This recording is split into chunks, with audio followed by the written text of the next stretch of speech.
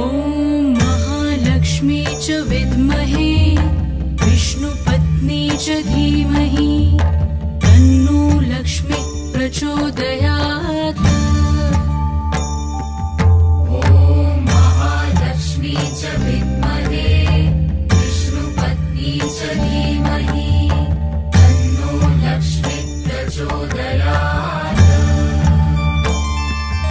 ॐ महालक्ष्मी च विद्महे विष्णुपत्नी च धीमहि तन्नो लक्ष्मी प्रचोदयात्।